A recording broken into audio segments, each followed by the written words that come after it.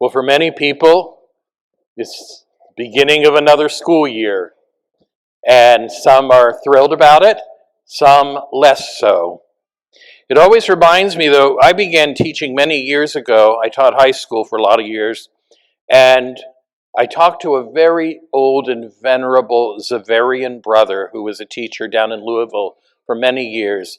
And I said, what is your advice? And he said, first, you need to be part entertainer and part lion tamer,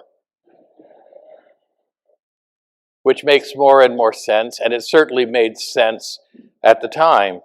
The second thing he said was a truism of what we hear for teachers. Tell them what you're going to tell them, then tell them what you told them. In a way, I think of that because all through these weeks of summer, we have been listening to the 6th chapter of St. John's Gospel, and it's the bread of life discourse. And if we're not careful, we tend to think, oh, here we go again. It's the same thing as last week. Bread of life, eat my flesh, da, da, da. And in each one of those, Jesus is building and building for us.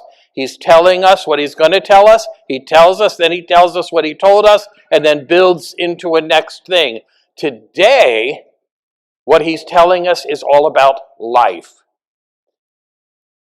The word life or living shows up in the gospel today 8 different times in just a few number of verses. And so it must be significant that Jesus is talking about that. He is telling us a number of things. First of all, that our life is a gift from God. Secondly, that he is here with us to feed us and nourish us on our journey of life. And then finally, that there is an eternal life waiting for us in heaven.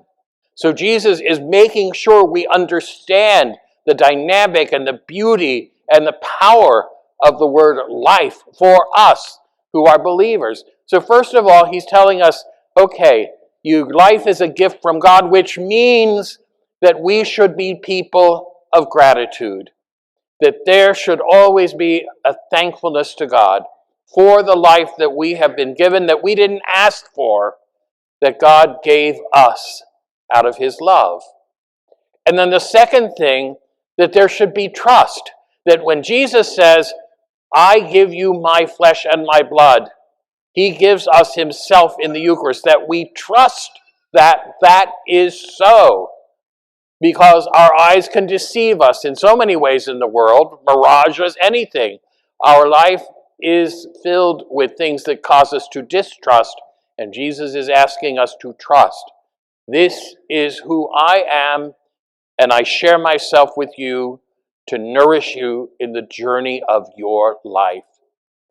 And then finally, he talks about the promise of eternal life, and so that gives us hope. That we realize that this is not all there is. As wonderful as it can be at times, it's not good enough for God's children. And that we also have this pledge of glory and eternity with God. And so we hear these wonderful readings where Jesus tells us what he's going to tell us, he tells us, then he tells us what he told us, and then builds again. Until next week, which is our last week of hearing this wonderful chapter from St. John.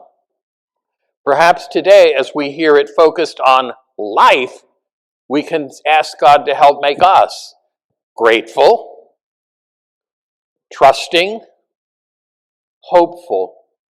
These are great virtues for anyone, but especially as we hear these wonderful Gospels through this whole summer, which build us getting ready for another academic year, for whatever happens in our lives. If we can be people who are thankful and trusting and hopeful, what a happy life we can have.